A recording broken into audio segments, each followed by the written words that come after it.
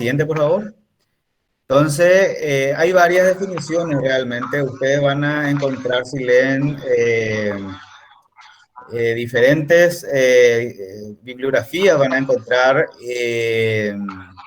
diferentes definiciones, ¿verdad? Pero una de las más apropiadas, justamente la que tenemos acá, que la personalidad es una organización dinámica en el interior del individuo de los sistemas psicofísicos que determinan su conducta y su pensamiento característico.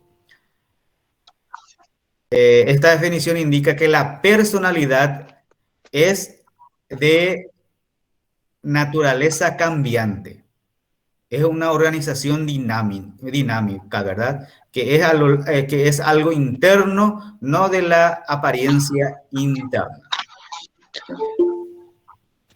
La personalidad es el resultado de la articulación dinámica de los aspectos psicológicos, ¿verdad? Intelectuales, afectivos, cognitivos, pulsionales, etcétera, ¿verdad? O sea, involucran a muchos, ¿verdad? También los biológicos, fisiológicos, morfológicos, característicos de una persona y que le distinguen a los demás, ¿verdad? Que le distinguen. Por eso, cuando estamos hablando de personalidad, y si lo comparamos de una persona a otra, cada uno tiene una personalidad diferente, ¿verdad? Y está definido, ¿verdad? Construido por estos aspectos, ¿verdad? Que bien dice acá en el concepto, ¿verdad? Por la definición de Gordon Allport, ¿verdad? Durante un largo periodo de tiempo se consideró que la personalidad era inmodificable, ¿verdad? Pero actualmente ya se sabe que no es así, que es algo dinámico, ¿verdad? Es algo que está determinado por aspectos biológicos y aspectos psicológicos, ¿verdad? Es muy importante. Por eso que más adelante vamos a ver, ¿verdad? Que a los que tienen trastornos de la personalidad también hay que hacerlo en forma conjunta, multidisciplinar, hay que tratarlo desde el punto de vista psicológico principalmente y desde el punto de vista médico. Sí, Permiso, profe. sí. Eh, Profe Sandy, ¿podés apagar tu micrófono cuando el profe habla? Hay mucha interferencia. Sí, Por favor. vale.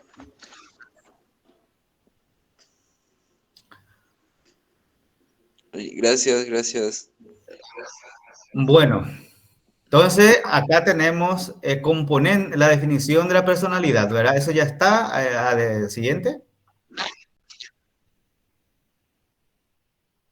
Siguiente, por favor. ¿Te sale, profe? Sí, sí, ahí ya cambió. Entonces, los componentes de la personalidad tenemos el temperamento, el carácter, la inteligencia, estatus y los roles sociales, ¿verdad? Cada uno lo que significa, ¿verdad? El temperamento, acá pueden leerlo, ¿verdad? Que eso es lo que habíamos mencionado, ¿verdad? Que la personalidad está constituida por diferentes aspectos, ¿verdad? Y el conjunto, todo el temperamento, el carácter, la inteligencia y los roles sociales, el estatus, da la personalidad. Esto probablemente ustedes ya conocen muy bien a esta altura de su formación. Eh, no hay mucho que, digamos, mencionar tanto, pero posteriormente ustedes pueden leerlo, ¿verdad? Que según diferentes autores también mencionan en qué consiste cada uno de ellos. Profe, ¿tenés alguna cosa que aclarar hasta este punto? Sí, profe. Que los componentes de la personalidad, ¿verdad? Como ya estamos viendo, son cuatro, que son el temperamento, el carácter, la inteligencia, estatus y roles sociales, ¿verdad?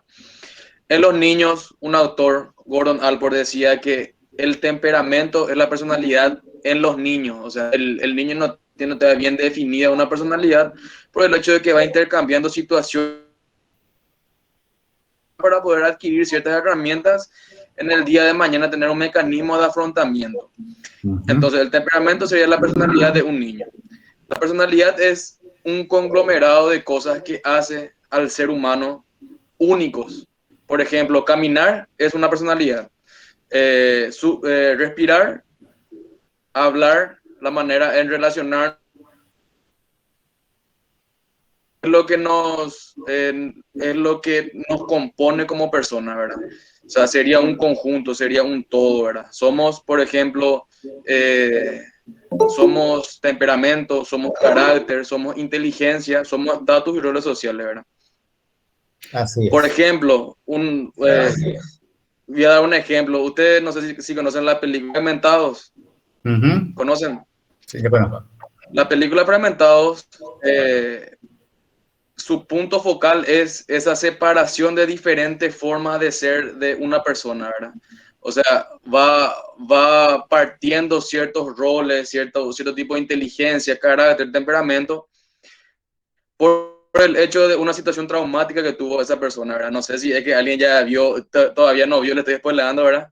Pero bueno, el punto focal es ese, ¿verdad? De que eso, por ejemplo, es lo que le hace a la persona y una determinada situación separó o fragmentó esas formas de ser de la persona, ¿verdad? Entonces, eso es tendríamos que saber, que nosotros somos un componente, ¿verdad?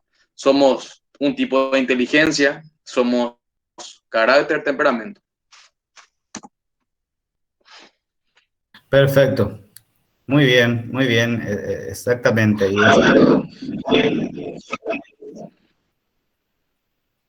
Si alguien tiene alguna pregunta, Te puede... cambió por la diapositiva. Sí, ya se cambió. Si alguien tiene preguntas, pueden ir preguntando en el transcurso de la clase sin problema, ¿verdad?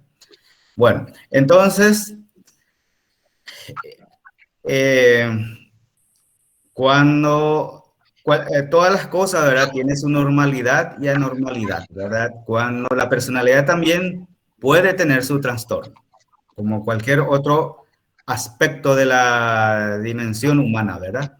Los trastornos de la personalidad como alteraciones o limitaciones de la manera de ser que disminuyen la capacidad, esta es muy importante, de la adaptación del individuo y le hacen más propenso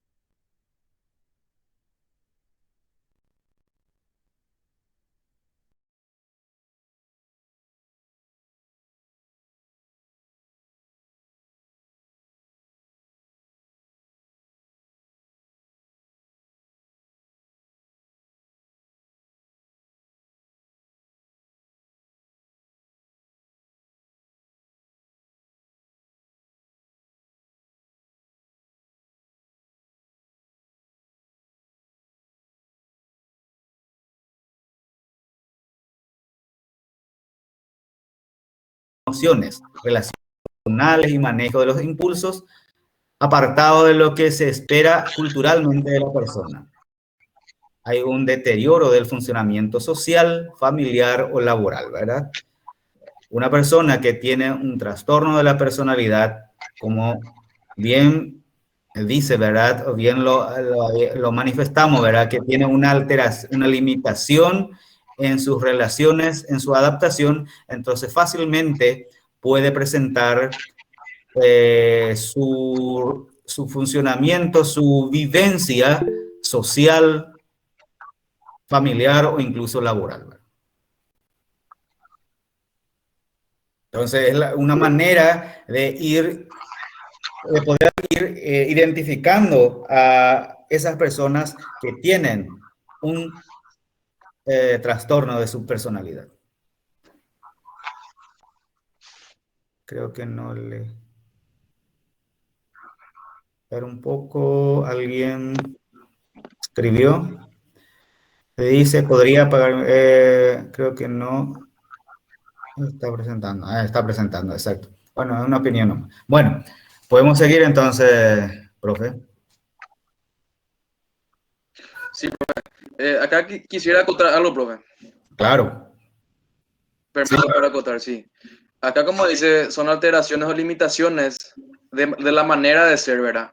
Lo que sería bueno definir y conceptualizar es que todas las personas tenemos ciertos indicios de algún tipo de personalidad. Por ejemplo, tenemos ciertos indicios a ser, en pequeña manera, un poco histriónicos, un poco paranoicos, un poco evitativos, o sea, lo que lo hace un trastorno es que hay una desviación de lo normal que tiene una forma de funcionar significativamente anormal. O sea, por ejemplo, cuando queremos experimentar o sea, cuando experimentamos un amor muy profundo, ¿verdad? Por ejemplo, hacia una persona y después pasa algo y en ese lapso de tiempo que pasa algo, o sea, tenemos esos cambios bruscos de estado de ánimo, ¿verdad?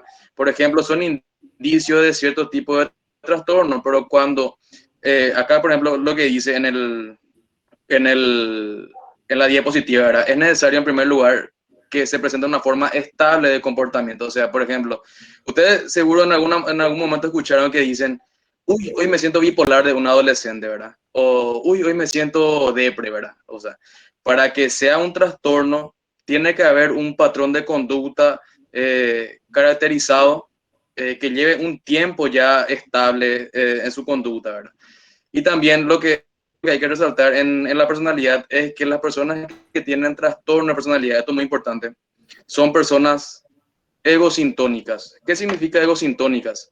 Son personas que no le causa malestar su trastorno. Son personas que, por ejemplo, se sienten bien. El narcisista, por ejemplo, se siente bien cuando una persona le enaltece. Son egosintónicos, no le causa malestar. Por eso, a la hora de tratar, cuando hagan la clínica, ¿verdad? O sea, se van a dar cuenta de que quizás porque hay una desviación de la conducta normal, ellos se van por ciertos factores de su medio ambiente. Mal. El que tiene trastorno de personalidad, la persona,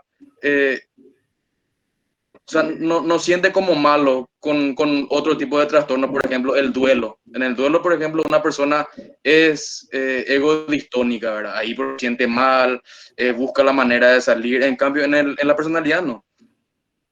Se siente inconforme con su conducta. Entonces, ¿qué es lo que pasa? A la hora de ir a terapia, le produce mucha ansiedad esa confrontación con esa forma de relacionarse.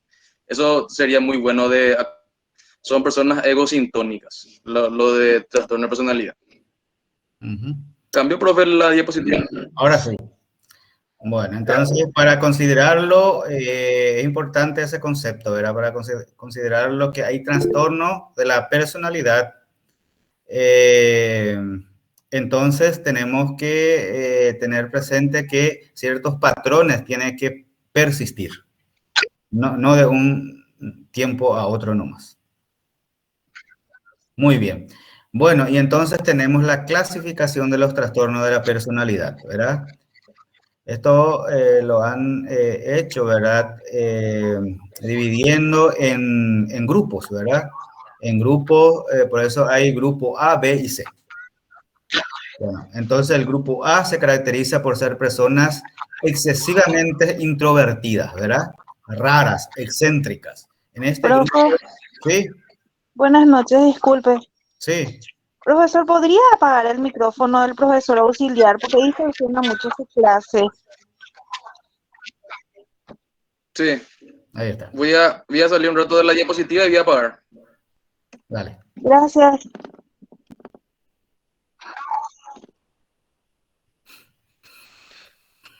Ahora apago.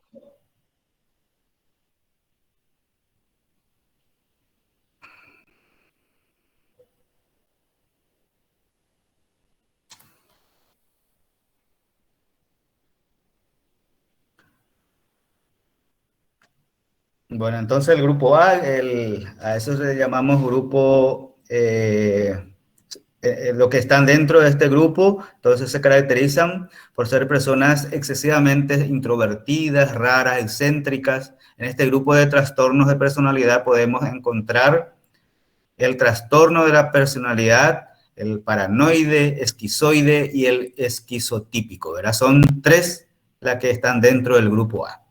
Entonces, el trastorno paranoide de la personalidad se caracteriza por la desconfianza desmedida y excesiva, sospecha generalizada hacia los demás y los motivos, carencias injustificadas de que los demás quieren dañarle o engañarle, temor no razonable hacia la interacción de los demás, lo que provoca vacilación, ¿verdad? O sea, que es la persona que desconfía de todo. Es la persona que desconfía de todo. No tiene, digamos, una forma de decir, ¿verdad? No tiene confianza por nadie, ¿verdad? Y, lógicamente, estas personas tienen mucho miedo, ¿verdad? De eso se caracteriza, ¿verdad? Lo que le lleva a esto es habitual, generalmente, el miedo. Después, el segundo grupo, o sea que el segundo trastorno dentro del grupo A es el esquizoide de la personalidad.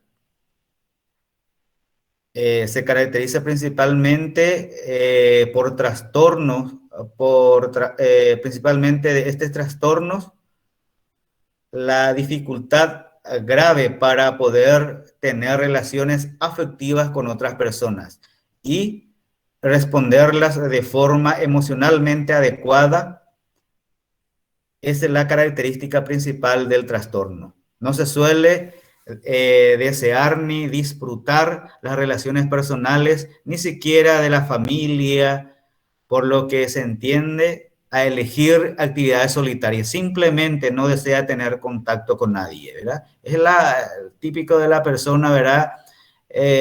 Fría, ¿verdad? Digamos, que no muestra un afecto a nadie, ¿verdad?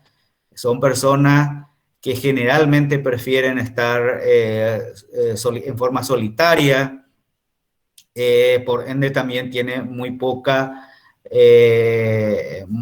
relación con las personas.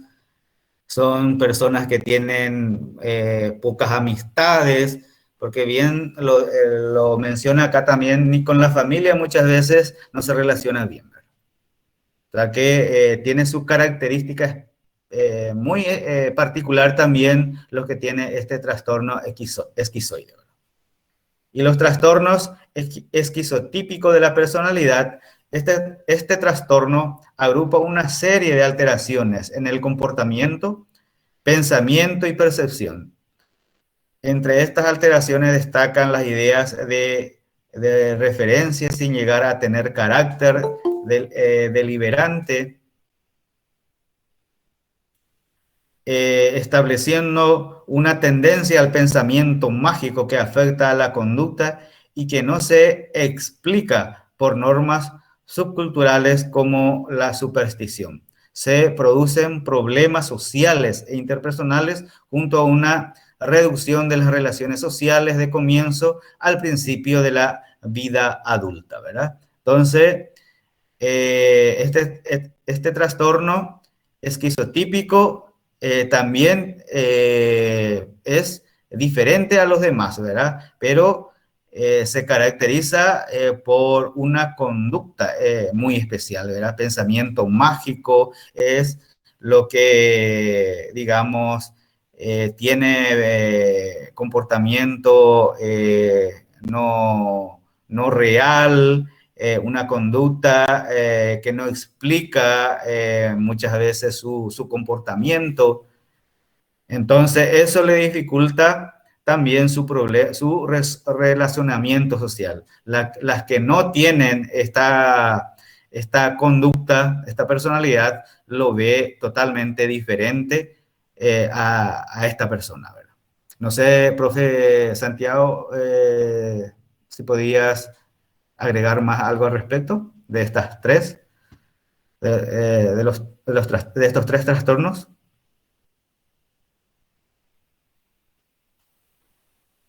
No me escucha, parece.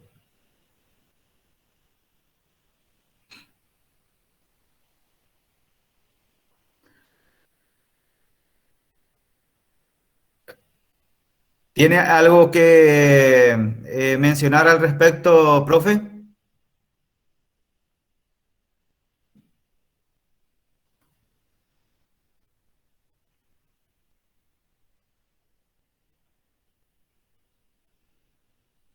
Siguiente.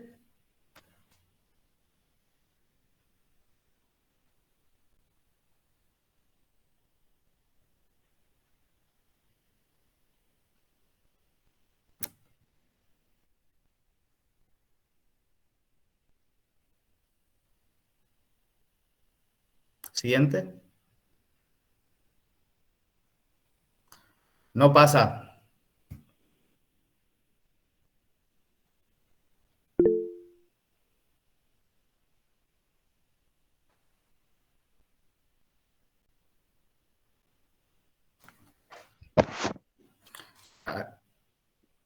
Profe Santi, ¿usted nos escucha? Sí, yo te escucho a ti. Sí, profe Ignacio, pero al profe Santi más que usted creo que ahora le está hablando y no sé si escucha. No, no, creo que no me escucha. Porque él cerró, parece y él tiene que pasarme hasta ya pasó el grupo B.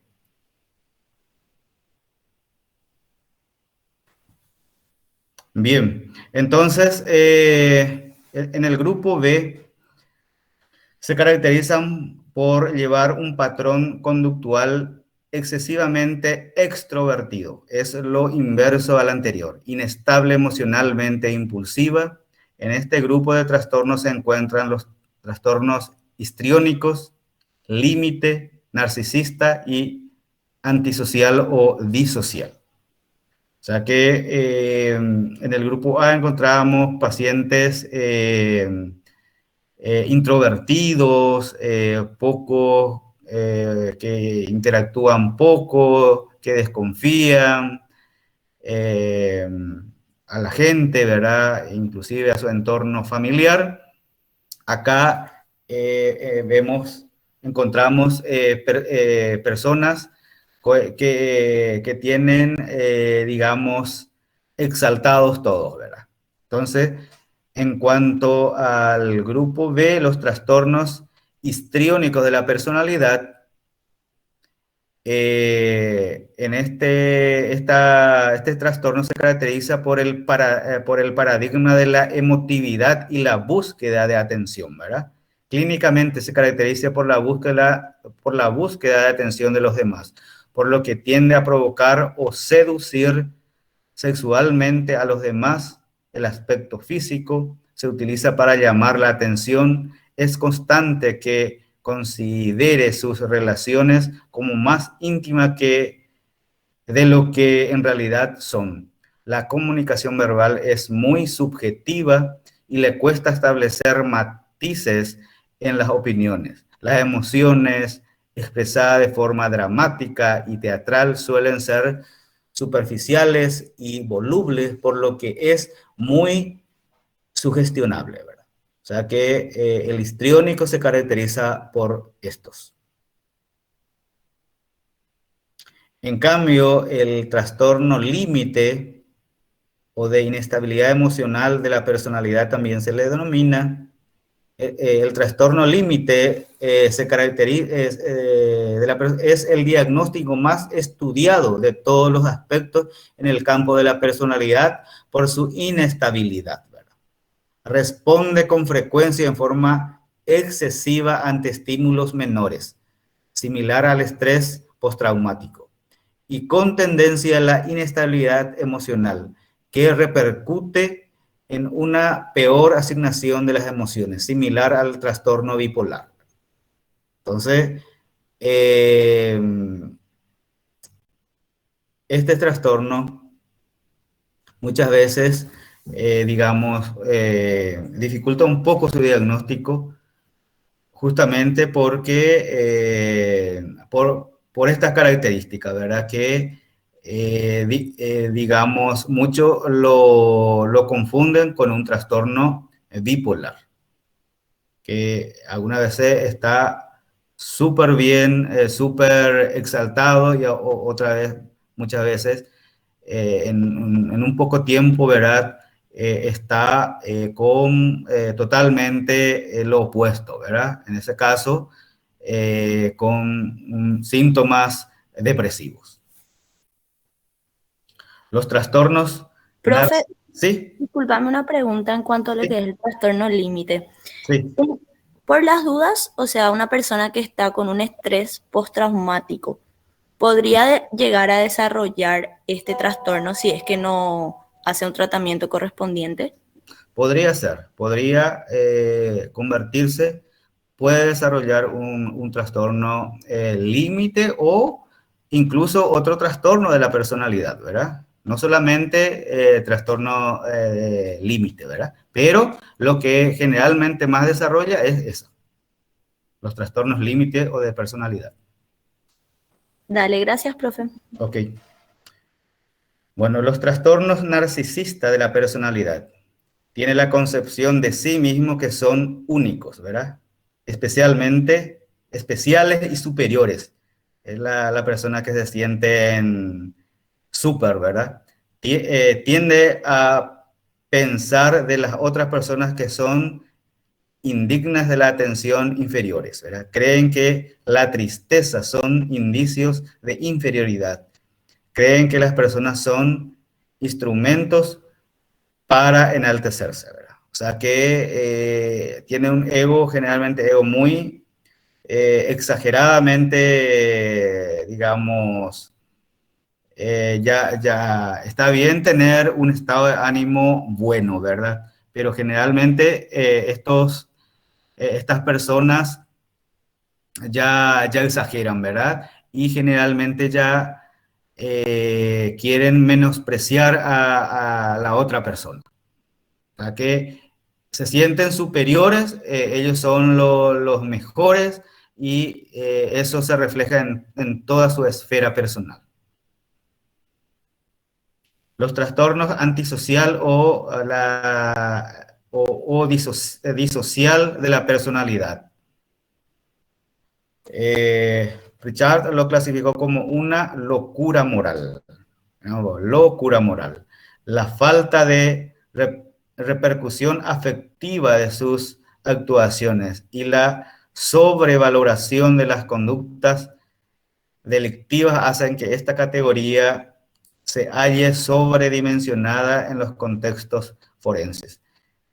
Desprecian y violan con frecuencia los derechos de los demás desde los 15 años de edad generalmente, ¿verdad?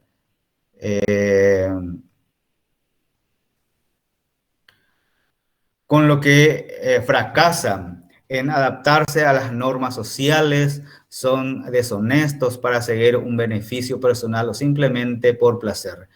La irresponsabilidad y la falta de remordimientos le hacen justificar su conducta de inadaptación social. Quizás uno de los trastornos que tienen, digamos, más, o por lo menos en la cual se nota más, ¿verdad? Ese problema de la adaptación social. Porque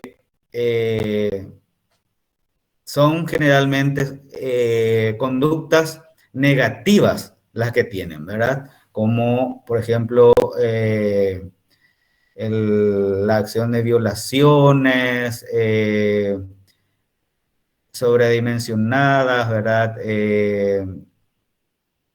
No quieren respetar las normas sociales, son generalmente personas deshonestas que van a mentir fácilmente, que van a buscar solamente su provecho, su beneficio personal y generalmente esas acciones le producen un placer.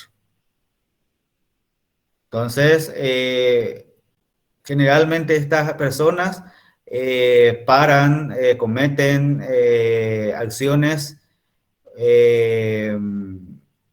digamos, delictivas y pueden frecuentemente, ¿verdad? Pararse en las cárceles, etcétera, ¿verdad? Por su conducta de inadaptación personal. De estos trastornos, profe Santi, ¿puedes reforzar algunas otras más?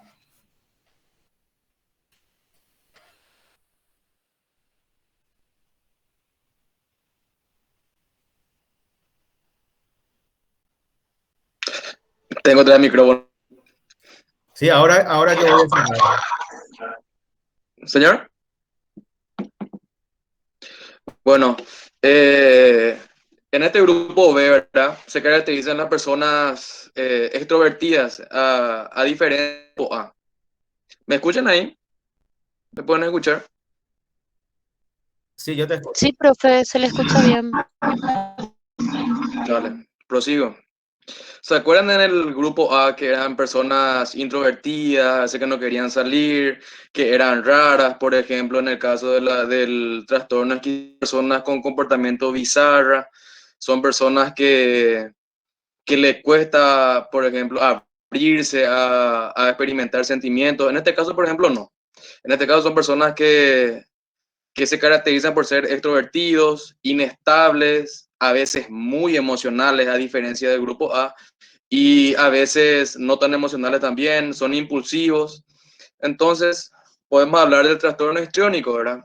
A ustedes, por ejemplo, ¿a quién, o sea, por quiénes podrían decir que tienen un trastorno histriónico de la personalidad? ¿Quién más o menos? Para contextualizar el trastorno. ¿Quién, por ejemplo, qué tipo de trabajo tiene un trastorno histriónico de la personalidad? Para ustedes.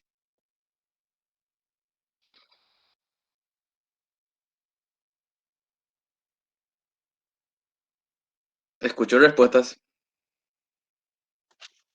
Pueden ser algunos influencers de Instagram. Puede ser. ¿Otros? Nuestros pseudo famosos polémicos. También. ¿Vieron la característica principal del histriónico? Que tiende a sexualizar una relación de amistad. Por ejemplo, son personas que buscan esa atención y cuando tienen esa atención tienden a sexualizar, le cuesta comunicarse verbalmente. Entonces, ¿qué es lo que hace? Por ejemplo, una persona se va y le habla o por ejemplo, demuestra una atención, ellos tienden a sexualizar. Ellos, por ejemplo, de la amistad, ellos casi no ven, o sea, van de extremo a extremo, ¿verdad? También tienden a el famoso dramático, mi novia me dejó o mi novia se va a la fiesta y no me llevó, ¿verdad? Son personas superficiales, dicen, o sea, superficiales, son personas que le gusta, por ejemplo, verle a una persona, o sea, le gusta verse bien y también que las personas se vean bien, ¿verdad? De sobremanera lo que es eso, ¿verdad? En el trastorno límite de la personalidad se caracteriza por una inestabilidad emocional.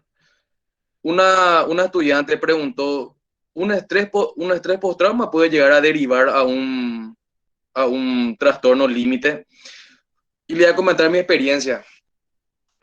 Eh, una adolescente que consultó conmigo, ¿verdad? En psicoterapia, en consultorio, viene por un caso de excesiva excitación emocional. Ella, por ejemplo, me decía, ¿verdad? Licenciado, yo, por ejemplo, a veces me siento demasiado bien, a veces, por ejemplo, me siento muy mal por cuando mi papá me reta. Yo, por ejemplo, a veces quiero tomar y no me controlo. Me cuesta mucho, no sé por qué, es verdad. Y después, indagando y demás cosas, ¿verdad? Supe que tuvo un intento de violación. Entonces empezó a ver, ¿verdad? Bueno, entonces la chica, o sea, ¿alguien puede decirme la característica principal del límite? Lo que, por ejemplo, un síntoma y ¡tux! Es límite. Mira que yo me acuerdo, así que, por ejemplo, si es que le falta algún botito para un 5 4 le vamos a ayudar con el profesor si es que participan en la... Eso es chantaje, ¿Qué por- profe. No, es para ser más didáctico nomás. ¿Qué, por ejemplo, pueden decir el síntoma característico de un límite? Que se expone Pasa, al peligro, ¿Fátima? que se expone al peligro podría ser. Puede ser. O sea, ese es un síntoma. Son conductas de riesgo, pero ese no es el criterio principal. puede Conductas ser que autoinfringidas. pasa de la euforia excesiva a la tristeza, cambio de humor repentino. Un- Sí, es una compañera, vos sabés que una compañera le dio por el palo. Conductas, ¿qué dijiste, Francis González? ¿Qué tal? Autoinfringidas, profe. Conductas autolesivas, el famoso cutting, el criterio principal. O sea, vos con una persona tiene un cutting, o sea, cuando hace cutting, ¿saben lo que es el cutting, verdad? Sí, Sí, profe. Sí, profe, que se corta a sí misma. Exactamente. ¿Saben a causa de qué hacen el cutting? Quieren cortar con su dolor y se autoinfligen sufrimiento corpóreo. Excelente, Julie. Excelente. Vos sabés que la conducta autolesiva es a causa de un vacío existencial, ¿verdad? Y en el caso de la paciente que les comenté, era una adolescente, ¿verdad? De que sufrió un intento de violación. ¿Saben lo que ella me dijo? ¿Por qué me pasó esto a mí, verdad? ¿Por qué yo no tuve unos padres que me apoyaron? ¿Por qué, por ejemplo, alguien no vino a ayudarme cuando me quisieron violar? No, he equivocado esa respuesta. Ese de que llamar la atención no es. Es a causa, o sea, el cutting lo que se hace a causa de un vacío existencial. La persona con trastorno límite de la personalidad tiende a tener ese vacío, como le dije, o sea, a causa de un estrés demasiado profundo que sufrió en la etapa de la niñez. Entonces, ¿qué es lo que pasa? Ella lo que hace es que, bueno, tengo un dolor grande por lo que me pasó, o sea, siento un dolor muy grande, siento un vacío muy grande. Entonces, ¿qué es lo que hace? Se corta, ¿para qué? Para intentar desviar ese dolor psíquico que tiene. Entonces, ¿qué es lo que hace? Hace una desviación atencional hacia el dolor físico. Mi profesor decía, para ellos es mejor sentir ese dolor físico que psíquico. El dolor psíquico, pues vos no podés escaparte, vos no podés llegar a huir de él o a tomar no sé, un calmante, un antidepresivo o lo que sea, ¿verdad? Entonces, ellos de esa manera buscan compensar ese vacío. Excelente respuesta. Volvamos a Profe, traer la diapositiva. ¿Sí? podría ser también que a raíz del estrés postraumático desarrollan baja autoestima, baja valoración, o sea, no tienen valoración propia, entonces eso también le deriva a las autolesiones y a desarrollar justamente este trastorno. A causa del estrés post-trauma, lo que pasa, Neida, es que las personas tienen esa imposibilidad de poder controlar sus emociones. El cutting ya es consecuencia nomás ya de esa incapacidad. Ustedes se dan cuenta que la persona límite, no sé si tuvieron la posibilidad de estar en contacto con una persona límite, son personas que, o sea, el diagnóstico diferencial, o sea, con lo que es confundido el límite es con la bipolaridad. Es porque hay ese cambio rotundo, por ejemplo, vos llegás un día, ¿verdad? A una persona es muy expansiva, es feliz, empieza a tomar, se acuerda de lo que pasó, algo, que le pasó algo, entonces está tipo desanimada, el famoso cabizbajo. Lo que pasa con esta persona a raíz, respondiendo a tu pregunta, Neida, es que lo que le hace el estrés post-trauma es la imposibilidad de poder controlar sus emociones nomás. y la imposibilidad de poder controlar sus emociones, tienden a focalizarse en lo que es la tristeza y demás, entonces ahí realizan el cutting. No sé si respondí tu pregunta o tu comentario, Neida. Sí, perfecto. Gracias. Vale, seguimos. Entonces, el trastorno narcisista de la personalidad, ¿en quién podemos simbolizar? ¿En qué tipo de personas? ¿Qué a ustedes les parece? Ustedes saben que yo tengo una persona así por una historia que le voy a contar después, ¿verdad? Del narcisista, ¿verdad? Pero ¿en qué más o menos ustedes piensan que, o sea, qué tipo de trabajo es narcisista?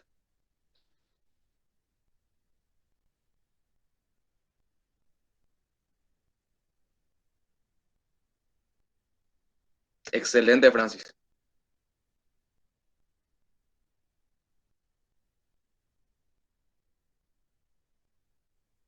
El narcisista, ¿sí?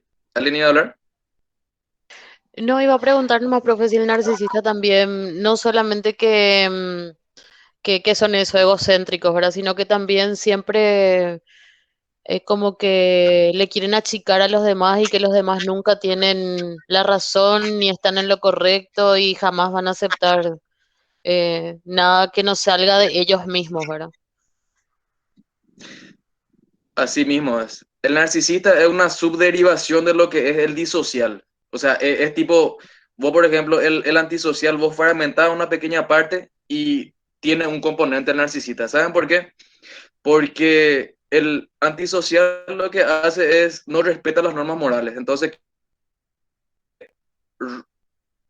llegan a hacer prevalecer sus deseos ante los derechos de la otra persona. Entonces, ¿qué es lo que hace? El antisocial le causa placer eso. El narcisista lo que hace es tiende a enaltecerse por sobre las personas. O sea, ellos, ¿viste? Vieron ese pequeño componente del antisocial, ¿verdad? De que van en contra de algo, al antisocial le causa y al narcisista es, vamos a decirle que más por lo superficial, ¿verdad? Bueno, ellos buscan ser el centro de atención, como dijo Francis, también o sea, para ellos ponerse triste es síntoma de debilidad ya, o sea, se dan cuenta cómo ellos quieren aparentar algo frente a las personas. Y el antisocial, ¿cómo conocemos?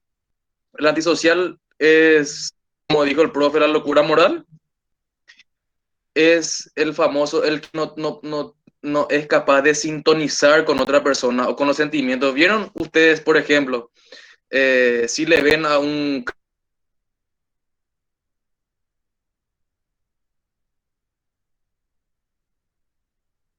Yo soy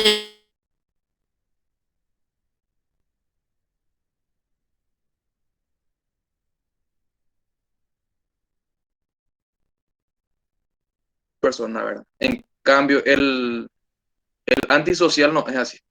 Al antisocial le cuesta, o sea, no es que le cuesta, no quiere ponerse en contacto con las personas.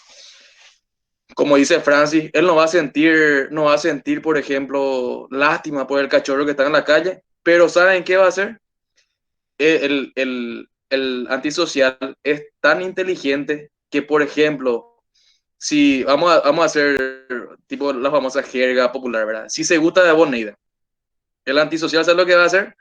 Bueno, vos sos rescatista, él va a buscar una estrategia para poder ligar, o sea, tener un levante, ¿verdad? Contigo. Entonces le va a rescatar al perrito, pero no porque le gusta, no porque le sienta al perrito, sino porque tiene otro fin. El antisocial es muy minucioso, es muy pensativo. El antisocial, como dijo el profe, busca la manera en siempre y tienen esa pulsión a flor de piel. El, el antisocial, por ejemplo, él no va a dudar, no va a vacilar en dispararte, no va a dudar o vacilar no sé, o sea, es en pequeña manera es impulsivo también como lo del grupo B, pero es más pensante. ¿Se acuerdan del caso del profe, si estoy hablando de más, si querés poner, No, vos me está atajás nomás. bien. No, está bien. Sí. ¿Ustedes se acuerdan del caso del niño que le mató al policía, le mató a su señora y le mató a su hijo y la señora estaba embarazada? ¿Ustedes no se acuerdan de esa historia? Creo que hace 3 Hace, 4 años por ahí. no fue, ese ya es otro, entonces había uno que fue hace poco nomás en Capiatá, un policía también que le mató no sé cuánta gente. No, era un joven, era un adolescente. No Ah, es el que vos... ya, ya, ya. Ustedes saben que en ese caso mi profesor llegó a hacer esa intervención en cámara Gesell para el niño, o sea, para el adolescente, perdón. Impresionante fue ese caso. Si son capaces de buscar alguna vez, y ahí, el antisocial puro, el antisocial impresionante fue. ¿Saben por qué? Profe, El, sí, buscar dónde para que dijo recién sobre el, eso. el,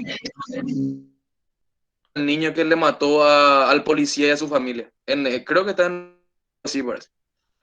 Ah, Eso, de eso te digo, fue hace 3 4 años más o menos. ya, O ya, sea, ya. 3 años porque yo estaba teniendo información acerca de eso y si tienen la capacidad, impresionante pues. Le digo por qué. Bueno, el niño vivía con el policía, era su tío el policía. El niño vivía con el policía y el policía le llegó tuvieron un altercado y demás cosas, ¿verdad? El niño no jugaba con los perros, con los animales que tenía, pero sí jugaba con los niños y tipo le decía palabras lindas, contaba los parientes del policía asesinado, ¿verdad? Sí solía decir así, demostraba así cariño. O sea, le decía que a la esposa, además, le decía cosas lindas, así, pero era solamente para un fin, ¿verdad? Entonces, después lo que pasa es que después de la pelea, el niño tuvo ese rencor, el adolescente tuvo el rencor. A la hora de perpetrar el hecho, ¿verdad? El niño se fue y vos sabés que fue tan inteligente que planeó todo y todo. El niño buscó dónde estaba el arma, el niño buscó, o sea, generalmente los antisociales buscan al cometer un acto delictivo, utilizan el cuchillo antes que la pistola. Viste que la pistola es muy fugaz, muy rápido, entonces ellos buscan de esa manera disfrutar de lo que están haciendo, cometiendo. ¿Verdad? El niño empezó a planear, el niño sabía dónde el adolescente, perdón, sabía dónde tenía la pistola el policía, él sabía dónde tenía su arma de refuerzo, que era en el colchón, después tenía en su mueble del costado de la cama. Lo primero que hace, piensa, yo primero le voy a matar al que me puede llegar a poner en peligro, que es el señor, que tiene más fuerza y más cosas. Bueno, en la madrugada se va y le da una puñalada en el cuello al señor. El señor intenta agarrar el arma, hay todo el tema ese del forcejeo, demás, muere desangrado. Después de eso, ¿verdad? El niño le busca a la señora, que es la más débil. Hay ese exalto así por verla a su marido, tú le mete otro cuchillazo. Y vos te das cuenta que se ensañó por la señora, porque no es que le acuchilló solamente en un lugar donde va a morir, sino que acuchilló su barriga que estaba embarazada también. Él le mató a sus 2 hijos, ¿verdad? A la familia entera. ¿Verdad? En la entrevista que hizo mi profesor comentaba que yo le preguntaba, mi profesor decía, ¿verdad? Le preguntaba, no sé si le conocen al psiquiatra de quinto segunda, puede ser. O sea, Lorenzo Villalba. O sea, El no se conocido acuerda. profesor. Bueno, él contaba que al preguntarle al niño, ¿verdad? ¿Cómo se sintió? Y vos sentí lo que vos hiciste, le preguntó. Y le dijo el niño, no siéntale. Así, inexpresivo total. No tenía esa sintonía con las preguntas. El niño estaba como si nada. Le mató a 4 personas, 5 por la mujer embarazada. Estaba como si nada. Ese era el antisocial. Esa es la persona antisocial, ese es la incapacidad de la persona de poder ponerse en contacto con las personas y eso. Buenísimo eso. Bueno, entonces ahora el grupo C. Excelente.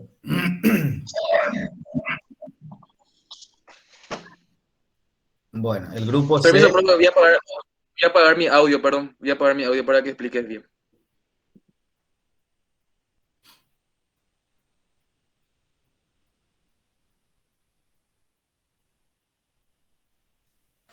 Bueno, entonces el grupo C,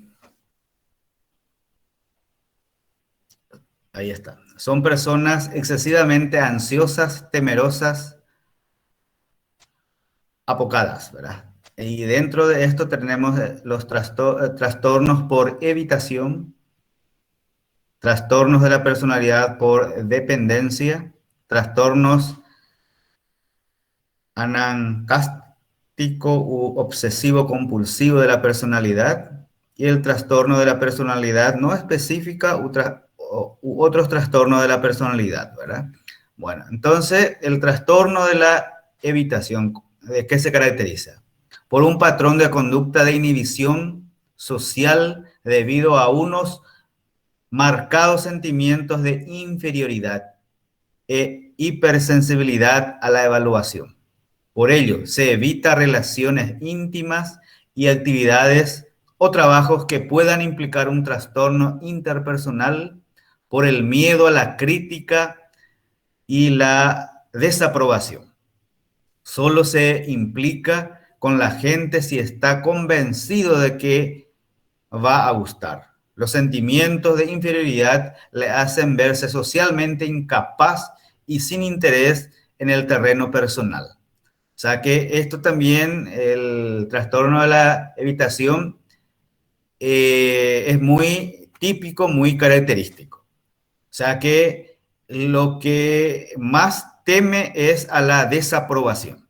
Esa es una de las características de este trastorno de la personalidad.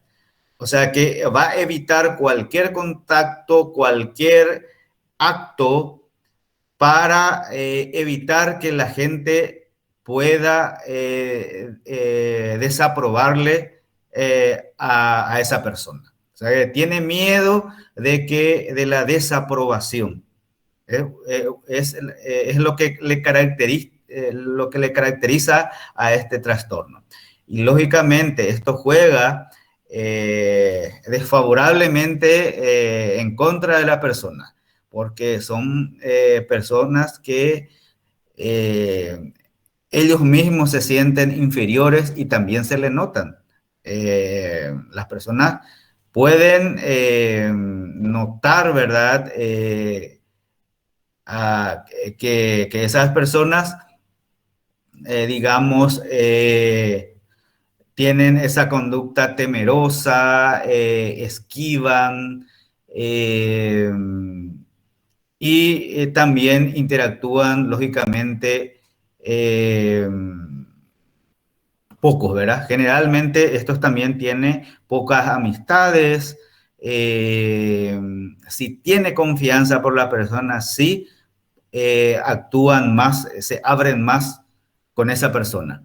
Pero si son, digamos, nuevas personas que conocen o personas habituales en las cuales no confían, entonces, chau, ¿verdad? Se va a cerrar y no va a abrirse ni, digamos, mostrar cualidades que tiene.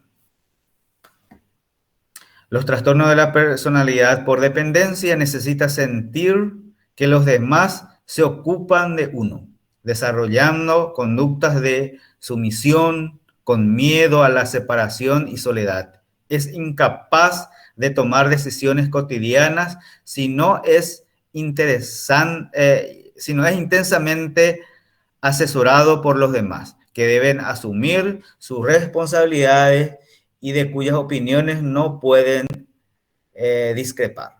En ocasiones el deseo de mantener la protección de los demás lleva a realizar tareas desagradables que nadie más quiere realizar. Por esa inseguridad son incapaces de iniciar o crear proyectos, ¿verdad? O sea que,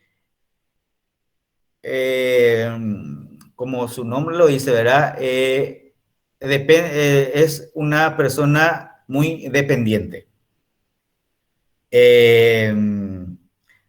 Tiene esa conducta, ¿verdad? De sumisión, miedo, soledad, ¿verdad? No tiene esa capacidad de decisiones, son personas inseguras, necesita que alguien le apoye para que puedan, digamos, hacer cosas. Y lógicamente, ¿verdad? Esta conducta, este tipo de personalidad le juega o le produce mucha inseguridad y le imposibilita realizar muchas tareas, ¿verdad? Como depende mucho de otros, entonces parece ser que solo no va a poder desarrollar actividades importantes, al menos. Los trastornos obsesivo-compulsivo conlleva a una preocupación patológica por el orden. Es lo importante, ¿verdad? Es personas muy perfeccionistas y muy así controlador. Tiene que estar todo bien en todo momento, ¿verdad? Y eso se nota desde su forma su espacio de trabajo, en la familia, siempre todo, digamos, en orden tiene que haber, pero ya en forma excesiva, ¿verdad? Ya está bien hasta cierto punto tener orden, etcétera, ¿verdad? Pero estas personas con este trastorno ya sobrepasa todo, ¿verdad? Y lógicamente cualquier exceso ya después repercute en la persona. Entonces, profe, si querés ampliar un poco estos trastornos, estaría bien.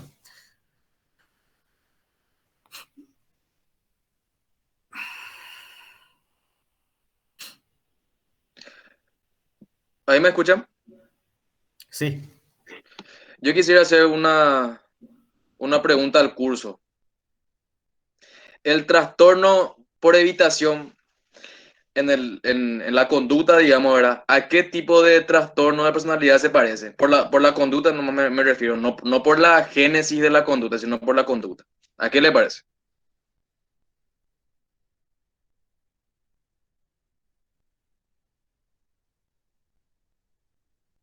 Parecen mucho. ¿A quién? No llegué a escuchar. ¿Puede repetir, por favor? ¿A qué tipo de trastorno de personalidad se parece por la conducta?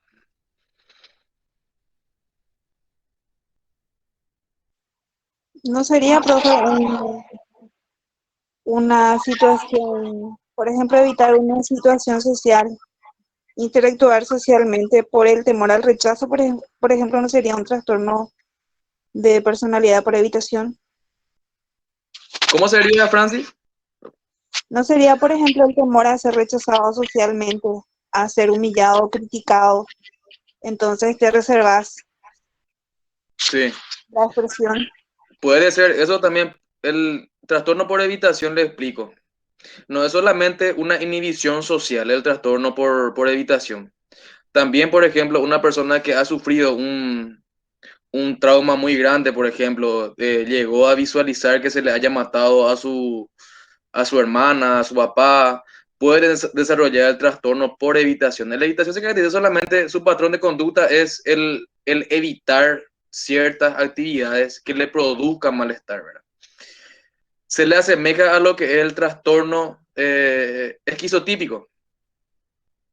Solamente que la génesis del cual subyace el trastorno es diferente nomás. Por ejemplo, el esquizotípico no quiere por placer nomás. O sea no le genera placer relacionarse con las personas. En cambio, El evitativo, por ejemplo, busca evitar ese momento que le causa malestar. Por ejemplo, se siente con baja autoestima, como dijo la compañera.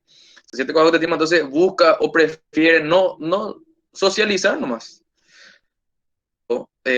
Fue partícipe de un evento traumático, de un choque de un colectivo, por ejemplo. Entonces, busca no ir por ese lugar, sino ir por otro lugar. O sea, evita situaciones que le generan malestar.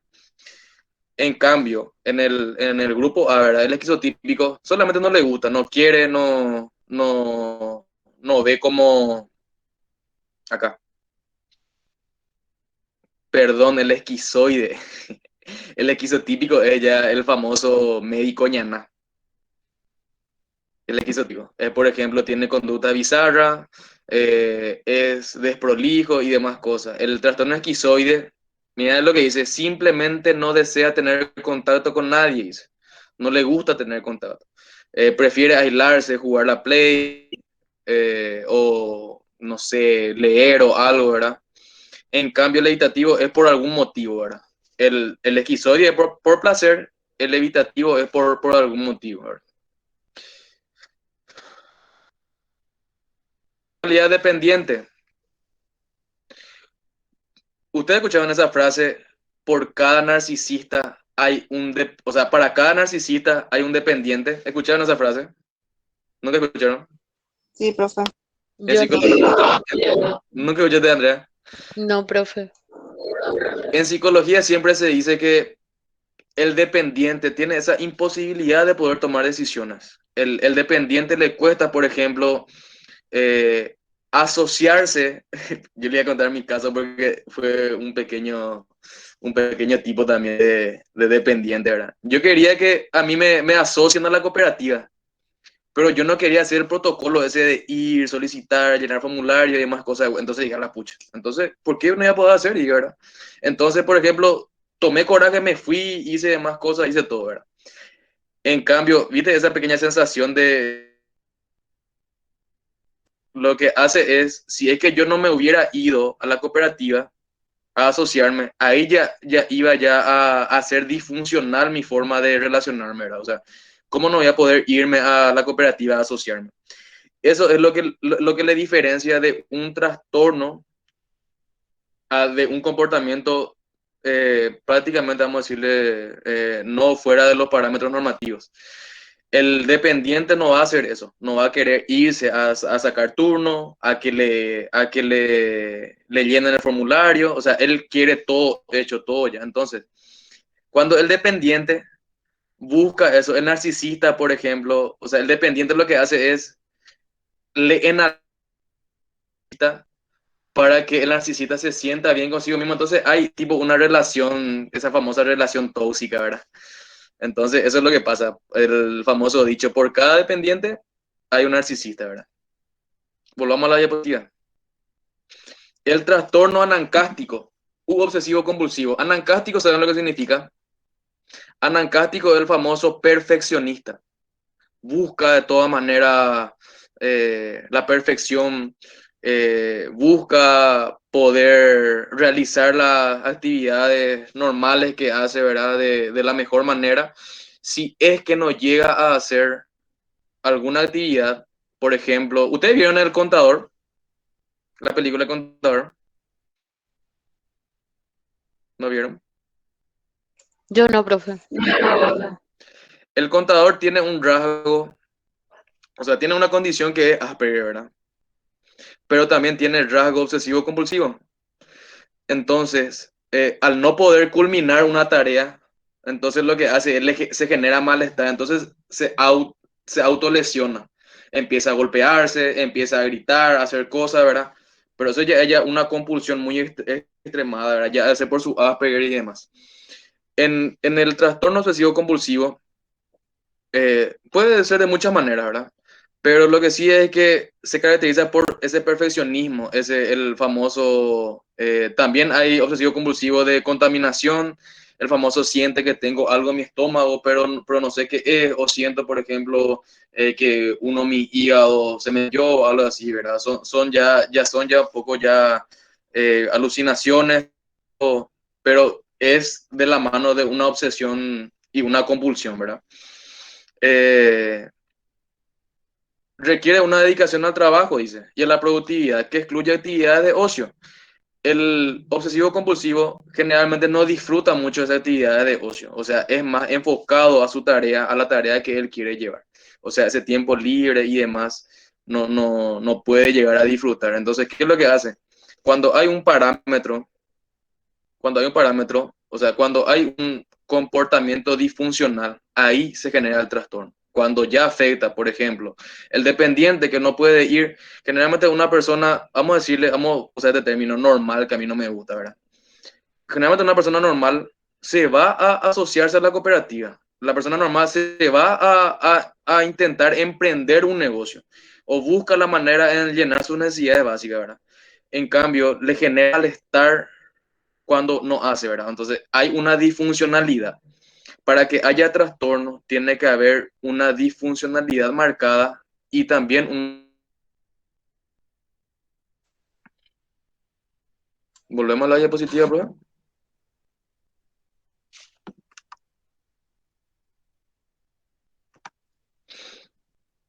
Apago mi micrófono para que... Sí. Entonces, ya pudimos diferenciar, ¿verdad? Y hablamos ya de los grupos y subgrupos, ¿verdad? De los trastornos de la personalidad. Entonces vamos a ir avanzando un poco. Hay que entender también, ¿verdad? Que todo esto, lo que nosotros hacemos es un poco de introducción, de cómo hay que ustedes ir estudiando después, ¿verdad? No se queden con esto nomás, ¿verdad? Bueno, hablando un poco siempre cuando hay un trastorno es importante conocer la frecuencia, en qué porcentaje, la prevalencia, ¿verdad? En la población, ¿verdad? Y en cuanto a la epidemiología, entonces, ¿verdad? Aproximadamente está entre un 10 y un 20% de la población, ¿verdad? Varía un poco de una población a otra, ¿verdad? Pero en promedio, entonces, 10 a 20% de la población tiene trastorno de la personalidad. Y es una cifra bastante importante, ¿verdad? De 10 personas, 1 a 2 personas tiene ese trastorno, algún trastorno de la personalidad. Y aproximadamente 50% de los pacientes psiquiátricos ambulatorios, ¿verdad? Tienen comorbilidad con trastorno de la personalidad que complican su evolución y contribuyen a su cronificación. Lo que decíamos al inicio, ¿verdad? Que personas que tienen algún trastorno de la personalidad está muy estrechamente relacionado que tengan también otros trastornos psiquiátricos, ¿verdad? 50%, mucho, es verdad, de los pacientes que tienen alguna patología psiquiátrica tiene algún trastorno de la personalidad. Muy, muy, muy importante. Entonces, en cuanto a la etiología, entonces puede ser genético, ¿verdad? Psicológico y social. O sea que hay 3 posibilidades etiológicas, ¿verdad? Genéticamente ahí incluye mucho ya el antecedente familiar, ¿verdad? Después los problemas psicológicos, ¿verdad? Y por el entorno social. Siguiente. Profe, yo quisiera hacer una pregunta. Sí, adelante. Yo quisiera hacer al aula, si te parece, si le podemos preguntar los tipos de trastornos que podés poner en cada etiología. Por ejemplo, ¿qué trastorno podemos poner en la parte genética? Sí. ¿Qué trastorno de la personalidad viene genéticamente? Excelente, ese es un ensayo importante.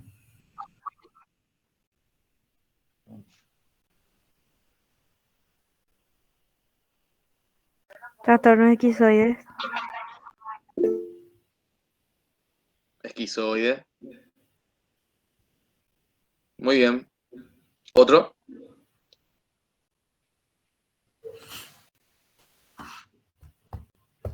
¿El narcisista también era profe o estoy recordando mal? El narcisista puede llegar, o sea, puede haber doble etiología. También es genético, pero o sea, hay una preponderancia genética, pero más se le acredita a lo social. Hay uno que es demasiado predominante en lo que es los trastornos, ¿verdad? Es genético, ¿verdad? Es lo Profe, que trae... ¿Mm? ¿Sí? ¿Escucho? existen muchos trastornos de la personalidad que tienen un componente genético. Por Sí. ejemplo, está la esquizofrenia, el trastorno bipolar también. La depresión también tiene un componente genético. El autismo, En algunos casos, pero generalmente en estos trastornos de la personalidad que estamos tocando ahora quisiera saber. La El depresiva también antisocial. tiene... Ahí está, ese quería, ese es el más preponderante. El antisocial es genético. El antisocial no hay una causa, no hay una etiología, entonces se le atribuye genéticamente, ¿verdad? O sea, trae consigo de nacimiento. Ustedes le van a ver a un antisocial que no habla mucho con los animales, con los perritos, con los gatos y eso. El psicológico, en la dimensión psicológica, ¿qué podemos colocar? Obsesivo compulsivo.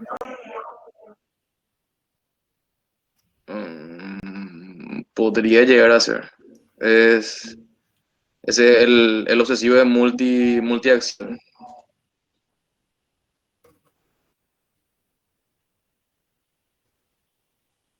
¿Se acuerdan de ese Por evitación. de por evitación es social? El famoso, ese, el miedo a ser juzgado, el miedo a esa inhibición social. El Anancástico. psicológico, el obsesivo dijimos que era multiaxial, que hay muchos factores multifactorial que hacen el advenimiento. Por ejemplo, una persona con TOC, el anancástico, ¿verdad? El perfeccionista. Por ejemplo, hay un tipo de TOC. Ustedes saben todos los tipos de TOC. De contaminación, orden y simetría, ¿se acuerdan? Todo. Bueno, asumo que sí, ¿verdad? Bueno, entonces lo que pasa es que eh, hay, para que haya el advenimiento del trastorno, puede ser, por ejemplo, puede ser psicológico o puede ser social. O sea, hay muchos factores que ser para el obsesivo. El psicológico, ¿saben qué es la etiología? El límite. El límite es puramente psicológico. Hay una preponderancia, por ejemplo, muchos autores, si ven literaturas, por ejemplo, que dicen, hay muchos autores que dicen que para un límite hay una preponderancia a la vulnerabilidad emocional. O sea, son muy vulnerables emocionalmente el límite. Entonces, ¿qué es lo que pasa? Cuando hay un trauma o un estrés postraumático, lo que hace es esa imposibilidad de controlar sus emociones, lo que hacen el avenimiento. Entonces, en la etiología psicológica, acomodamos entonces el límite. En el antisocial, el, el esquizoide, y en el social podemos acomodar. Puede ser pregunta de examen, depende si el profesor quiere ser un poco quisquilloso, le va a poner en eso. Sí. Y el No, somático, profe, no, también es psicológico. El somático, El trastorno psicosomático. trastorno psicosomático es cuando tiene por ejemplo, una etiopatogenia psicológica y que somatiza. Muchos trastornos son psicosomáticos. O sea, es la forma trastornos psicosomáticos son los trastornos por ejemplo, un trastorno psicosomático era ese que la persona siempre busca estar enferma y todo eso. No, hay trastornos psicosomáticos, o sea, Se puede ¿sí? dar por estrés postraumático también, por ejemplo, puede sufrir un trauma, por ejemplo, se le paralizan las piernas y todo es a causa del estrés postraumático. Ese también podría clasificarse en el psicológico. Sí, el estrés postrauma es psicológico. Pero el estrés postrauma viene de la amplia gama del espectro ansioso, ¿se acuerdan? De la ansiedad, el estrés postrauma ansioso. ¿Se acuerdan? Son todos psicológicos. Pero la pregunta era en relación a los 9 trastornos que estamos tocando ahora. O sea, del tipo de personalidad. Ya es otra patología, ya, o sea, ya. ¿Está bien? Entonces, ¿alguna pregunta acá en la etiología?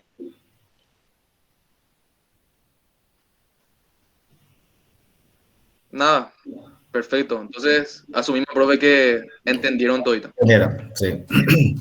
No, de las 18 que están aprovechando bien, yo creo, ¿verdad? Porque Sí. esto, ellos tienen que considerar, ¿verdad? Que lo que estamos desarrollando en la clase es también parte de la evaluación. Es una clase demasiado importante, profe. Sí, Es más o menos la base de lo que es la psicología. Si vos entendés bien, eso es lo que le hace una recomendación a los estudiantes. Si es que entiendes bien trastorno de personalidad y los espectros de los trastornos psicológicos, por ejemplo, el espectro ansioso, los trastornos afectivos y demás cosas, ¿verdad?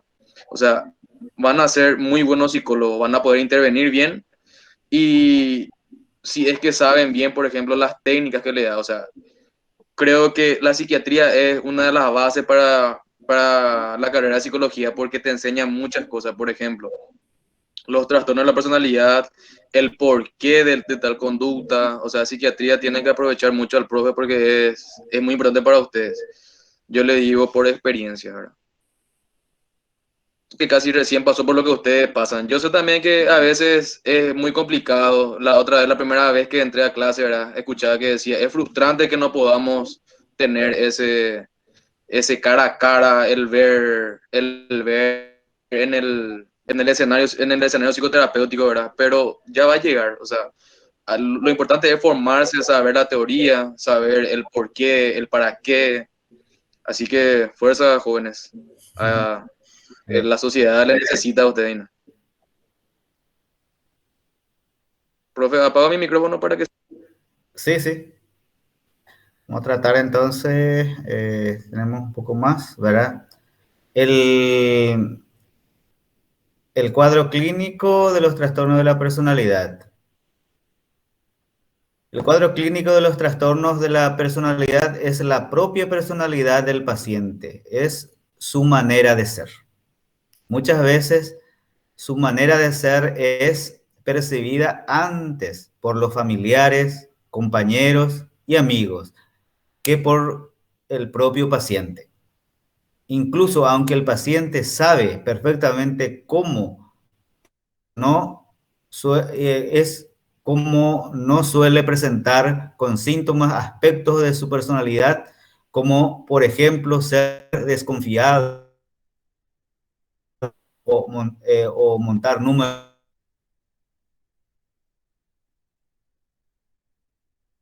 entre simples rasgos de personalidad y trastorno, ¿verdad? Y especificar si el trastorno de la personalidad es leve, medio y grave, ¿verdad? Este punto es muy importante porque todos tenemos rasgos, ¿verdad? Rasgos de personalidad, pero tenemos que ser capaces entonces de diferenciar cuando, digamos, ese rasgo ya está fuera de lo normal, ¿verdad?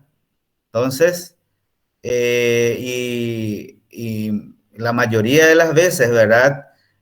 Lo que se da cuenta primero son los familiares o los compañeros u otras personas. No tienen mucha conciencia, digamos, de lo que es su personalidad. Generalmente, a veces se nota por otra persona. No es como las enfermedades, ¿verdad? Que la persona siente y es lo primero que recurre para, digamos, tratar de solucionar ese problema que tiene. Acá es al revés. Muchas veces tiene que ser inducido por los familiares o amigos. Siempre hay que diferenciar entre simples rasgos de personalidad y los trastornos y diferenciar, lógicamente, eso ya el psiquiatra o el psicólogo va a cuantificar, a clasificar si es el nivel de severidad que tiene. También hay que tener en cuenta el nivel de inteligencia del paciente y cómo controla su personalidad, las circunstancias, cómo se maneja y la comorbilidad psiquiátrica existente. Muchas veces estos pacientes pueden, o sea, que estos trastornos, algunos, ¿verdad? Pueden incluso simular o, digamos, tratar de controlar en cierto momento para que el otro no pueda, digamos, darse cuenta del trastorno que tiene esa persona, ¿verdad? Entonces el psicólogo o el médico, ¿verdad? Tiene que tener esa capacidad también de, digamos, de saber si una persona está teniendo algún trastorno y está simulando, entonces saber cómo, digamos, a través de la observación o a través de la entrevista, llegar a identificar realmente el problema del paciente. Que son, hay trastornos que son personas mentalmente excelentes, que son excesivamente, digamos, controlan su conducta y, digamos, pueden pasar desapercibidos o inclusive, digamos, impresionan a las personas, ¿verdad? Entonces lo consideran como personas inteligentes o superdotados incluso, ¿verdad? Y es realmente lo que tiene un trastorno, algún tipo de trastorno de la personalidad. Me gustaría algo a tu Dale, explicación. dale, profe. En el cuadro clínico de los trastornos de la personalidad, cuando hablamos de cuadro clínico, generalmente lo que hacemos es hablar de la manera en que se desenvuelve el trastorno. Usted como psicólogo van a decir, por ejemplo, ¿cómo es un cuadro clínico de un depresivo? O sea, ¿cuál es el cuadro clínico? Bueno, entonces tiene adinamia, anedonia, tiene apatía, tiene abulia, demás cosas. O sea, son rasgos característicos que es un trastorno de personalidad, ¿verdad? En cambio, en un trastorno depresivo. En cambio, en un trastorno de personalidad, su cuadro clínico es la propia personalidad, o sea, su forma de ser, su forma de identificarse. Y como dice acá en la diapositiva, ¿verdad? Y como ya lo comentamos con el profesor, ¿verdad? Que el paciente con trastorno de personalidad es egosintónico. Se da cuenta o sea, no le produce malestar el tener ese trastorno de personalidad, esa desviación de conducta normal. En cambio, a los familiares sí, mirando lo dice, muchas veces su manera de ser percibida es percibida antes por familiares, compañeros y amigos que por el propio paciente. O sea, no se da cuenta la persona que tiene un trastorno que le hace disfuncional ante la sociedad, ¿verdad? Pero le produce malestar a sus familiares. Por ejemplo, un esquizoide, cuando ya es muy, muy, muy grave, o sea, no es tan leve, ya es grave, ya no quiere más salir, ya tiene ese retraimiento social. Lo que pasa es que, por ejemplo, el familiar se da cuenta de que no sale más, que no socializa, que no tiene su pareja, no hace nada, ¿verdad? Entonces busca ayuda terapéutica, ¿no? El paciente en sí no se da cuenta de que tiene alguna patología. entonces se esconde en lo que es su forma de ser. Entonces a veces la gente puede decir, mira, pues ese es luego así tipo, no le gusta lo socializar, ¿verdad? Entonces se esconde, entonces hay que tener tacto para saber, o hay que poder identificar y deducir, ¿verdad? Que una cosa es rasgo de la personalidad, a veces no, que no quiere estar con las personas, pero a veces ya es muy predominante y que ya le cuesta, ya es ya muy, muy notorio, ¿verdad? Y eso. O sea que sí, ¿verdad? Muchas veces eh, va a dificultar si hacemos una entrevista directa a estas personas, ¿verdad? Porque no se sienten anormales. Entonces necesitamos de terceros muchas veces para la entrevista o para hacer el diagnóstico. Bueno, entonces A justamente la hora de confrontar, sí. a la hora de confrontar, profe, a estas personas le agarra ansiedad. Cuando vos le confrontás en su forma, viste que pronunciado su trastorno, ¿verdad? Lo que hace es, se adecua a una forma, a una estrategia de afrontamiento a su cotidianidad. Entonces vos le decís, pero está mal, o sea, ¿a vos te parece bien quedarte 12 horas encerrado con nadie?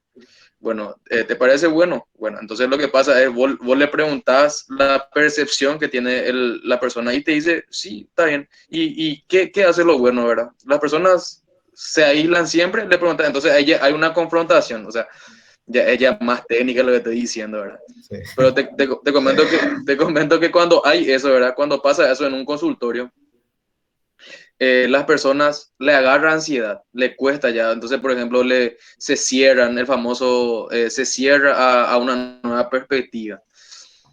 Y eso, le da mucha ansiedad eso, profe. Sí, y eso dificulta mucho, digamos, hacer la entrevista.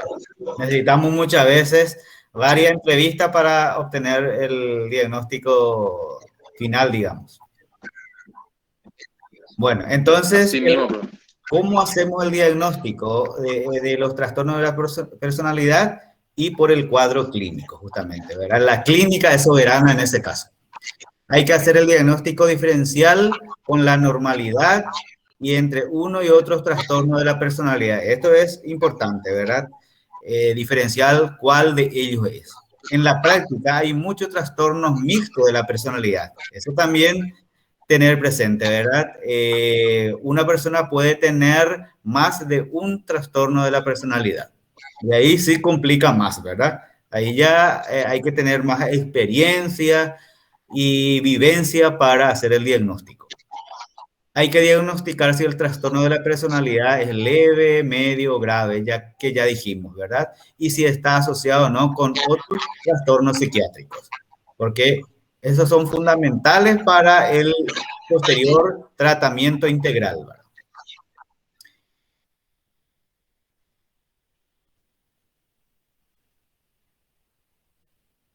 Bueno, hay muchos cuestionarios, instrumentos, entrevistas para diagnosticar trastorno de la personalidad. Eso seguramente después ustedes o ya han utilizado o van a utilizar, pero también nos ayudan estos cuestionarios para saber principalmente los tipos de trastornos de personalidad. Aparte de la clínica, entonces tenemos instrumentos para hacer el diagnóstico.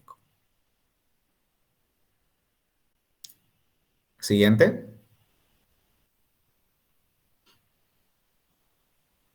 Bueno, el pronóstico es también importante conocer, ¿verdad? ¿Cómo va a evolucionar estos trastornos? Pueden ser que los trastornos de la personalidad del grupo A empeoran con el tiempo. Eso del grupo A pueden empeorar con el tiempo. Los trastornos del grupo B mejoran con el tiempo, especialmente los síntomas impulsivos. O sea que eso también a tener en cuenta, ¿verdad? Y los trastornos de la personalidad del grupo C permanecen estables con el tiempo. Entonces, hay que hacer el pronóstico de los trastornos psiquiátricos que desarrollen. Entonces, en el primer escenario, ¿verdad? Si es del grupo A, entonces eso empeoran con el tiempo. Eso es importante saber como psicólogos y médicos, ¿verdad? Y eso hay que decirlo al paciente y a los familiares, ¿verdad? Porque para eso sirven los pronósticos. Del grupo B, entonces, mejoran con el tiempo, eso es bueno.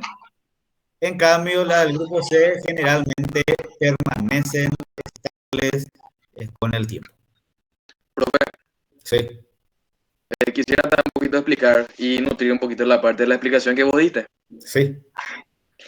Eso es lo que comentábamos hace rato. ¿Te acuerdas, profe, cuando decíamos que no es bueno aislarse 12 horas o no socializar 12 horas? Claro. Generalmente dicen que empeoran con el tiempo porque empiezan por 2, 3, 4 horas, 5 horas, después todo el día, ¿verdad? El esquizotípico es el tipo de trastorno de personalidad que se caracteriza por una conducta bizarra. La conducta bizarra es, por ejemplo, esa persona que cree en asuntos místicos, que, por ejemplo, el famoso curandero, entonces empeoran con el tiempo, dice. Quiere decir que, por ejemplo, va a llegar, no alucinar ni delirar, pero va a empeorar sus síntomas, por ejemplo, va a tener más ese cuidado no prolijo, va a tener ese pensamiento bizarro, o sea, empeoran. En el grupo B, el histriónico, el inestable emocional, como es el límite, mejoran. Por ejemplo, una persona con trastorno límite llega a mejorar, ¿no? O sea, con el tiempo, con psicoterapia y con demás cosas, llegan a mejorar sus síntomas, esa excitación emocional y demás cosas. Y el trastorno dependiente permanecen estables con el tiempo. O sea, el ansioso, por ejemplo, como se dan cuenta, el ansioso pues, es una emoción innata que traemos, ¿verdad? La ansiedad, que te ayuda a afrontar lo que es tu cotidianidad.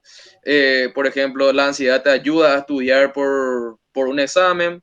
La ansiedad te ayuda. Entonces, ¿qué es lo que pasa? Se quedan estables en el tiempo.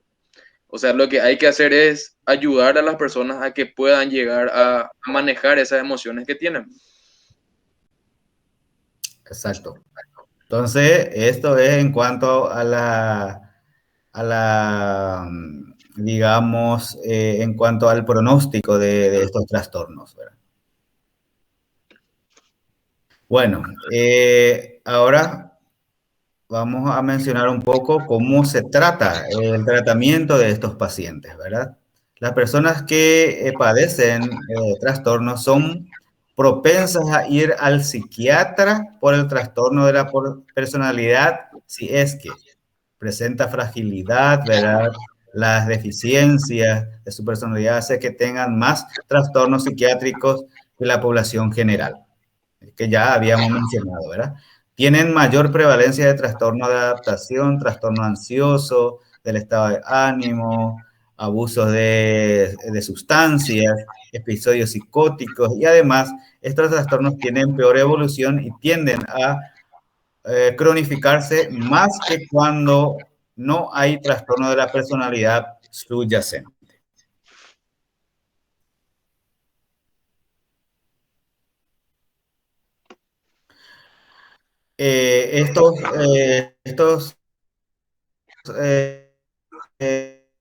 Estas personas tienen más, tanto a nivel social, laboral, ¿verdad? Debido a su manera de ser, a sus limitaciones. La hospitalización psiquiátrica es necesaria únicamente en las descompensaciones de algunos trastornos de la personalidad, como el esquizotípico o el límite, y en algunos casos de la patología asociada, ¿verdad? Generalmente estos es tratamiento ambulatorio, ¿verdad? Tanto con el psiquiatra como el psicólogo, ¿verdad? Pero o sea, solamente en estos casos, dos casos, ¿verdad? El caso del esquizotípico o el límite, si es que se descompensa, necesitamos que el paciente se interne, ¿verdad? Para tratar la forma aguda y después seguir con el tratamiento ambulatorio. Generalmente, profe, el límite es lo que tiende más a ser hospitalizado. Sí, sí, otra vez. Por el tema ese de a veces tiene ideas suicidas, a veces, por ejemplo, no come por largos periodos de tiempo por el tema ese del vacío existencial que tiene. Sí. Le cuesta relacionarse, a veces, por ejemplo, tiene conducta de riesgo, el famoso, el límite que se va, se emborracha, juega carrera, o la mujer que se va y empieza a desnudarse frente a la ruta. O sea, son conductas de riesgo que después le provocan hospitalizaciones, por ejemplo, el consumo de drogas, de bebidas. Sí. O sea, como dice un investigador, el trastorno límite es la niña bonita del siglo XXI, dice. Porque tiene muchas dimensiones que abarca y es muy complicado, pero es apasionante el trastorno límite. Sí. El tratamiento psicofarmacológico se emplea además para tratar los trastornos psiquiátricos que se presentan, ¿verdad? Para el tratamiento de las vulnerabilidades del empeoramiento. O sea que se usan fármacos de acuerdo a los síntomas que presentan. Por ejemplo, los psicofármacos modernos y la mejor comprensión de las bases biológicas del temperamento permiten realizar tratamientos eficaces, ¿verdad? Por ejemplo, la inestabilidad afectiva se puede tratar con antidepresivos. Se usan muchos antidepresivos y es que tienen síntomas depresivos, ¿verdad? La impulsividad se trata con eutimizantes y la ansiedad se trata con ansiolíticos y antidepresivos, ¿verdad? O sea que si alguno de estos trastornos de la personalidad presentan síntomas así específicos, se usan fármacos. Profe, ¿te leo esta parte? Esta te dejo a vos. Dale. Tratamiento de los trastornos de la personalidad. El tratamiento psicoterápico, dice, se centra en el carácter y los elementos más desadaptativos del temperamento. Intenta suavizar las aristas de la personalidad y compensar sus deficiencias y se detalla en los siguientes pasos. Como terapeuta, ustedes lo que tienen que hacer para tratar un trastorno de personalidad, lo que tienen que hacer es poner mucho énfasis en la relación terapéutica. La relación terapéutica o rapport lo que hace es hace un cimiento para la intervención que van a hacer ustedes. O sea, lo principal para usted tiene que ser tener buen rapport. ¿Cómo tener buen rapport? Que la persona tenga una confianza en sus capacidades, en su forma de ser y en su profesionalismo como terapéutico, como terapeuta. Conceptualización del caso. Conceptualizar de una manera muy clara lo que es el cuadro clínico y el trastorno, ¿verdad? Utilizar la información recolectada en la anamnesis y realizar preguntas directivas para conocer el concepto que el paciente tiene de su padecimiento. Por ejemplo, vos te das cuenta de que a veces transitas por conductas de riesgo. Vos te das cuenta de que el cutting, ¿qué vos pensás acerca del cutting? ¿Qué por ejemplo, qué concepción tenés del cutting? O sea, son preguntas directivas que te van a ayudar a saber lo que es el concepto del paciente acerca de su trastorno, ¿verdad? Identificación y modificación de los esquemas. Los esquemas son como en el material que el profe le envió a ustedes. Son productos cognitivos, son creencias nucleares y demás cosas, ¿verdad? Entonces lo que hay que hacer es identificar esas cogniciones para la posterior modificación. Pero ¿saben qué? Hay que hacer de manera paulatina. Por ejemplo, hay cogniciones que ustedes se dan cuenta, ¿verdad? O sea, que identifican, pero hay otras cogniciones mucho más profundas que le hacen a las cogniciones superficiales. O sea, hay que ser muy cuidadosos con eso. Y después especificar las metas.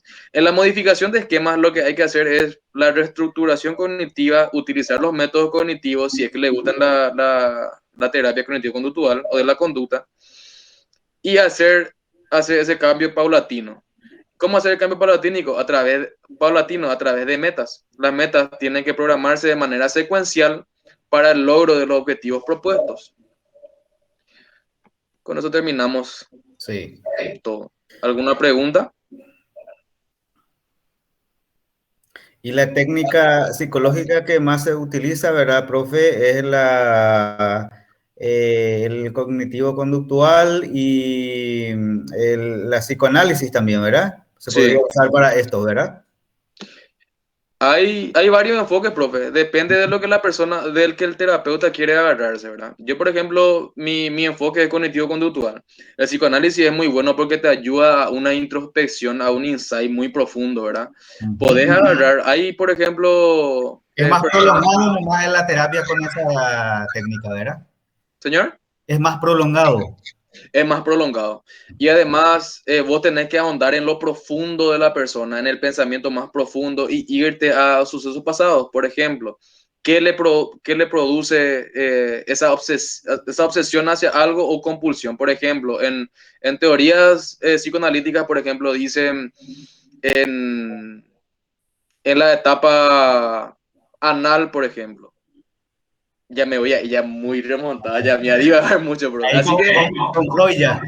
con Freud y demás cosas, pero sí, depende del enfoque. Por ejemplo, un enfoque conductista, ¿verdad? Conductual, creo que sería mejor, profe, porque vos tenés un elemento que podés llegar a agarrar para sustentar tu teoría, que es la conducta.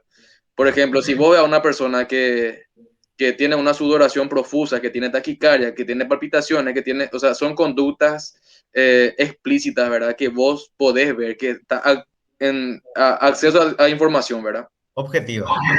Sí. Y, por ejemplo, mi método es el cognitivo-conductual. O sea, yo utilizo más la tercera generación de terapia de la conducta. Pero también utilizo también modelos de la segunda y la primera, ¿verdad?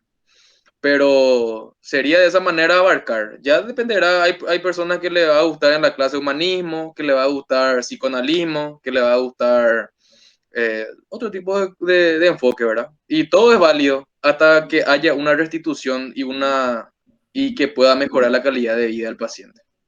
Perfecto, perfecto. Muchas gracias, profe. Muchas gracias también a ustedes, ¿verdad? Hoy cumplimos bien nuestro horario, ¿verdad? Y creo que fue una clase así teórica, pero a la vez práctica, ¿verdad? Porque hubo mucha interacción, ¿verdad? La siguiente clase va a ser puramente de casos clínicos, ¿verdad? Que el profe vamos a preparar, ¿verdad? Y entonces vamos a analizar diferentes trastornos de la personalidad, entonces ahí va a ser más enriquecedor aún, ¿verdad? Les agradezco y entonces nos vemos la próxima semana. Buenas noches, profe. Hasta luego. Hasta Que tengan luego. buena semana a todos. Igualmente.